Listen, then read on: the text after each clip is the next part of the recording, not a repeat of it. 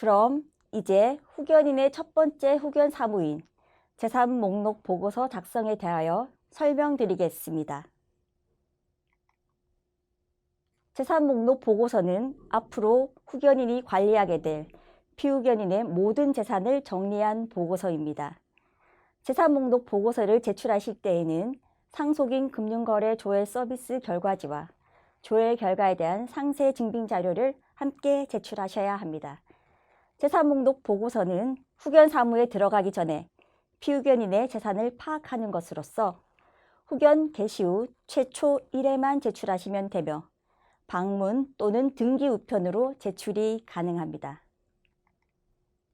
앞에 설명드렸던 후견 등기 사항 증명서 발급 및 상속인 금융거래 조회 서비스 신청을 포함하여 재산 목록 보고서 작성 순서를 개괄적으로 말씀드리겠습니다.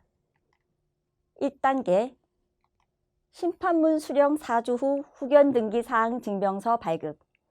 후견인은 후견 개시 심판문을 받고 한 달 후에 후견 등기 사항 증명서를 발급받습니다. 후견 개시 결정이 확정되고 등기 사항 증명서에 기재되기까지 일정 시간이 소요되므로 심판문을 받고 한 달 후에 발급받으시면 되겠습니다. 2단계 상속인 금융거래 조회 서비스 또는 안심상속 원스톱 서비스 신청. 발급받으신 후견 등기 사항 증명서를 가지고 가까운 은행 또는 주민센터를 방문하여 상속인 금융거래 조회 서비스 또는 안심상속 원스톱 서비스를 신청하시기 바랍니다. 3단계 상속인 금융거래 조회 서비스 결과지 출력. 상속인 금융거래 조회 서비스를 신청한 후 3, 4주 뒤에 금융감독원 홈페이지에서 결과지를 출력합니다. 4단계 각 재산에 대한 증빙서류 발급. 상속인 금융거래 조회 서비스 결과를 보고 피후견인이 어떤 재산을 가지고 있는지 파악한 후 해당 은행, 보험사, 증권사를 방문하여 구체적인 내역에 대한 자료를 발급받습니다. 이때 반드시 심판문에 나와 있는 기준일자의 재산 내역을 발급받으셔야 합니다.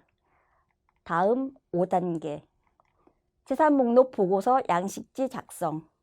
각 은행, 보험사, 증권사에서 발급받은 재산 내역을 바탕으로 재산 목록 보고서 양식지를 작성합니다. 이렇게 양식지 작성이 끝나면 상속인 금융거래 조회 서비스 결과지와 증빙 서류를 첨부하여 마지막으로 6단계 법원에 제출하시면 됩니다. 재산 목록 보고서 작성이 완료되기 전에는 후견인이 피후견인의 재산에 관한 권한을 행사하지 못한다는 점을 반드시 기억해 주시기 바랍니다. 1단계 후견 등기사항 증명서 발급. 2단계 상속인 금융거래 조회 서비스 신청.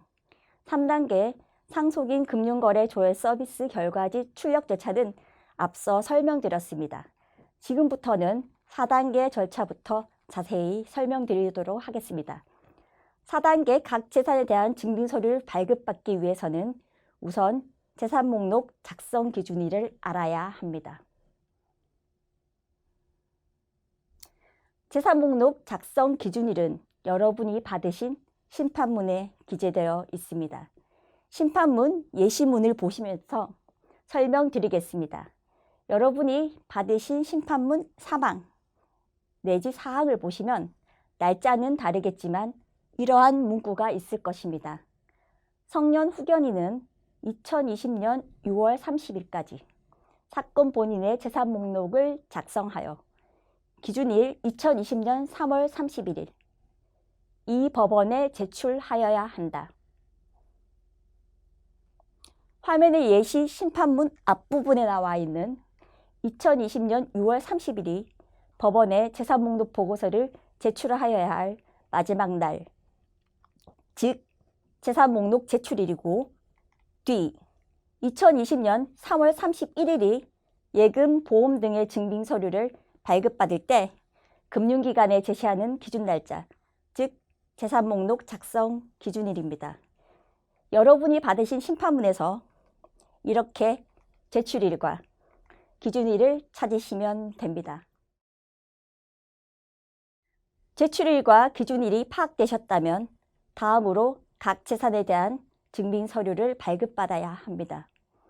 각 재산에 대한 증빙 서류는 재산 목록 보고서 양식지 마지막 장에 자세히 나와 있습니다. 재산 목록 보고서 양식지 마지막 장을 보면서 설명드리겠습니다. 첨부 서류란에 증빙 서류가 기재되어 있습니다. 피의견인이 가진 재산이 부동산이라면 부동산 등기사항 증명서를, 예금이라면 해당 은행을 방문하여 심판문에 나와 있는 기준일의 잔고 확인서를, 보험이라면 보험사에서 보험증권 사본 또는 보험료 납입 증명서를 발급받아야 합니다. 그 외에 다른 재산에 대하여도 기재된 첨부 서류를 준비하시면 됩니다. 서류 발급을 위하여 각 금융기관과 관공서를 방문하실 때는 반드시 3개월 이내 발급된 후견 등기 사항 증명서를 가지고 가셔야 합니다. 이렇게 첨부 서류가 모두 준비되셨다면 이 서류를 바탕으로 이제 5단계 재산 목록 보고서 작성을 해보도록 하겠습니다. 자세한 작성 방법은 후견 가이드 책자 21쪽부터 36쪽까지를 참고하시면 되겠습니다. 이 화면은 재산 목록 보고서 양식지 첫째 장 윗부분입니다. 여러분이 송달받으신 후견 사건 절차 안내문에 기재되어 있는 후견 감독 사건 번호를 양식지 맨 윗부분 사건 번호란에 기재하시고 기본사항 작성 기준일란에 심판문에 나와 있는 재산 목록 작성 기준일을 기재합니다. 다음 피후견인과 후견인의 인적사항을 기재합니다. 재산 목록 보고서 첫째 장 아랫부분을 보시겠습니다. 재산 목록 요약표라고 되어 있습니다. 이 부분에는 재산의 종류별 건수와 총 액수를 기재하시면 됩니다. 적극재산과 소극재산으로 나누어져 있는데 적극재산은 피후견인의 재산, 소극재산은 피후견인의 채무, 즉 빚이라고 생각하시면 됩니다. 여기서 많이 혼동하시는 부분인 보증금 반환 채권과 보증금 반환 채무에 대해 말씀드리겠습니다. 보증금 반환 채권은 피후견인이 주거지를 전세나 월세로 살고 있을 경우 계약이 끝날 때 집주인으로부터 받아야 할 보증금입니다. 반대로 보증금 반환 채무는 피후견인이 집주인인 경우 계약이 끝날 때 임차인에게 내주어야 할 보증금입니다. 간단히 말씀드리자면 보증금 반환 채권은 받을 보증금, 보증금 반환 채무는 피후견인이 내줘야 할 보증금이라고 생각하시면 되겠습니다. 제일 하단에 재산 총액은 적극재산에서 소극재산을 뺀 금액을 적으시면 되겠습니다. 재산 목록 작성 시 주의하실 점은 재산 목록 보고서는 피후견인의 재산을 기재하는 것입니다. 간혹 착오로 후견인의 재산도 함께 기재하시는 경우가 있는데 반드시 피후견인의 재산만 기재하시기 바랍니다. 뒷장으로 넘어가서 재산 목록 보고서 양식지 두 번째 장입니다. 여기서부터는 각 재산별로 발급받은 증빙 서류를 보시면서 상세 내역을 기재하시면 됩니다. 기재 내역은 적극재산, 소극재산, 수입 내역, 지출 계획 네 부분으로 나누어져 있습니다. 우선 적극재산 부분을 작성해 보겠습니다. 부동산입니다. 부동산은 토지인지 건물인지 체크하고 소재지를 기재하고 실거래가를 기재합니다. 실거래가를 모를 경우 공시지가를 기재하고 옆에 공시지가란에 체크하시면 됩니다. 이때 이 부동산을 누군가와 공동으로 소유하고 있다면 피후견인의 지분을 반드시 기재하셔야 합니다. 그리고 시가도 그 지분에 해당하는 금액만 적으셔야 합니다. 예를 들어 피후견인과 다른 사람이 2분의 1씩 공동 소유하는 부동산의 실거래가가 4억이라면 소재지 표시 말미에 2분의 1 지분이라고 표시하고 시가란에 4억 중 2분의 1에 해당하는 2억이라고 기재하시면 됩니다. 부동산 재산에 관한 증빙 서류로 부동산 등기사항 증명서를 첨부하시기 바랍니다. 다음은 예금입니다. 예금은 금융기관명에 은행 이름을 기재하고 계좌번호, 잔고를 기재합니다. 앞서 말씀드린 바와 같이 상속인 금융거래 조회 서비스 결과 또는 안심상속 원스톱 서비스 결과에서 금융재산을 파악하실 수 있습니다. 그 결과를 보고 각 금융기관에 방문하여 발급받은 잔고 확인서를 증빙서류로 첨부하시기 바랍니다. 여기서 주의하실 점은 반드시 작성 기준일자를 기준으로 한 잔고 증명서를 제출하셔야 한다는 것입니다. 다음은 보험입니다. 보험은 보험회사명, 증권번호, 납입금 총액을 기재하시면 됩니다. 납입금 총액에는 기준일에 납입된 보험료 총액을 기재하시면 됩니다. 여기서 보험료와 보험금의 차이를 말씀드리면 보험료는 보험에 가입한 사람이 보험회사에 내는 돈이고 보험금은 보험사고 발생 시 보험회사로부터 받는 돈입니다. 즉 납입금 총액란에는 보험회사에 보험료로 낸 돈의 총액을 기재하시면 됩니다. 보험에 대한 증빙서류로 보험료 납입증명서 또는 보험증권 사본을 첨부하시기 바랍니다. 증권은 보유 주식명과 보유량, 평가 총액을 기재하시고 증권사 발행 잔고 증명서를 첨부하시기 바랍니다. 주식의 평가액은 작성일 전일 종가를 기준으로 작성합니다.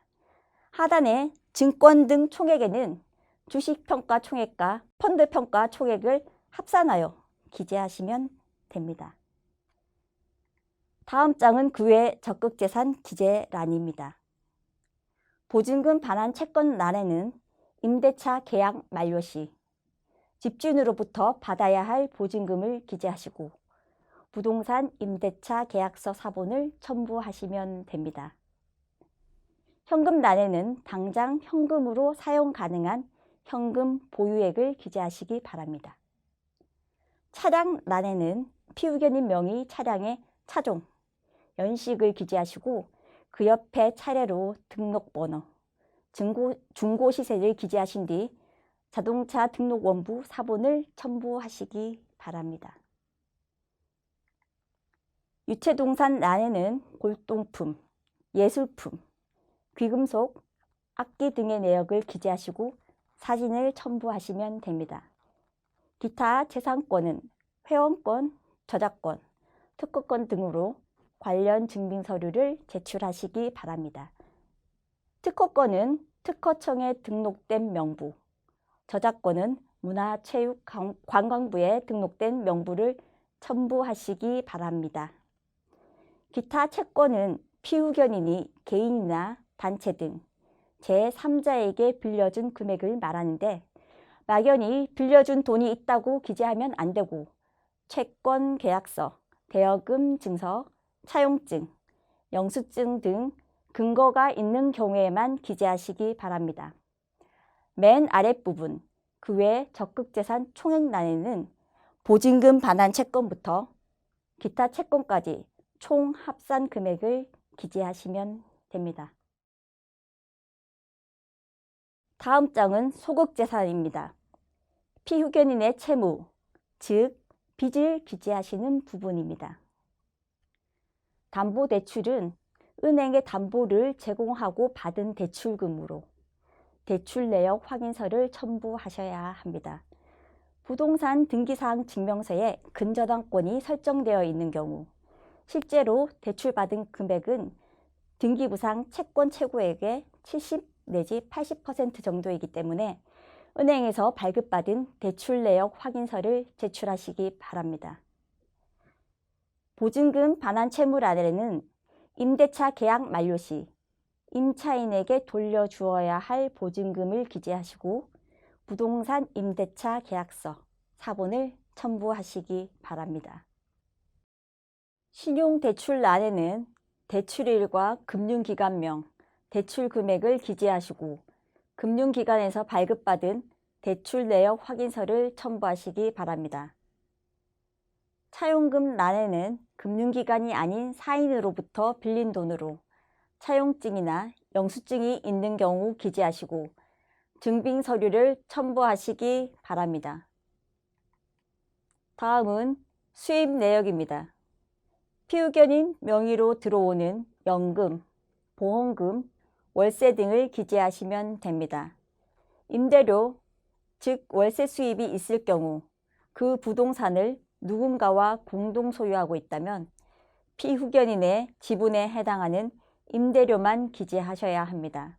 예를 들어 피후견인과 다른 사람이 2분의 1씩 공동 소유한 아파트의 월세를 100만 원씩 받고 있다면 임대 수입란에 피후견인의 목 2분의 1에 해당하는 금액, 즉 50만 원만 기재하셔야 합니다.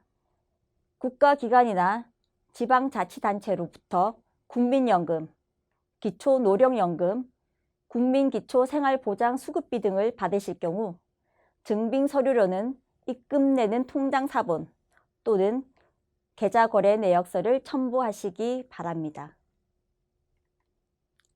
그 외 자영수입은 전년도 종합소득세 확정신고서 해당 1년분을, 근로소득은 근로소득세 원천징수 영수증 사본을, 개인연금은 수급증명서를 첨부하시고 각각 그 금액을 기재하시면 되겠습니다. 다음으로 지출계획입니다. 지금까지 피후견인을 돌봐오면서 들어가는 비용이 어느 정도였는지 파악하신 뒤 앞으로의 지출계획을 세워보시면 됩니다. 먼저 피후견인이 계신 곳에 따라 자택 또는 시설란에 체크를 하십시오. 그 다음 매월 고정적으로 반복되는 지출 내역, 즉 입원비, 치료비, 간병비, 식비 등을 정기지출 항목란에 기재하시고 1개월치 비용에 12개월을 곱하여 연지출 예상비용을 기재하시면 됩니다. 응급 입원 등 정기지출 항목 외의 지출은 비정기지출 항목란에 기재하시기 바랍니다. 이때 주의하실 점이 있습니다. 피후견인의 재산으로 후견인 및 동거가족의 생활비 등을 지출하는 경우 그에 대한 지출 계획은 그 증빙 서류를 첨부하여 별지로 작성하셔야 하고 별지는 지출계획 양식지를 참고하여 작성하시면 됩니다. 이상으로 재산목록 보고서 작성 방법에 대한 설명을 마치겠습니다.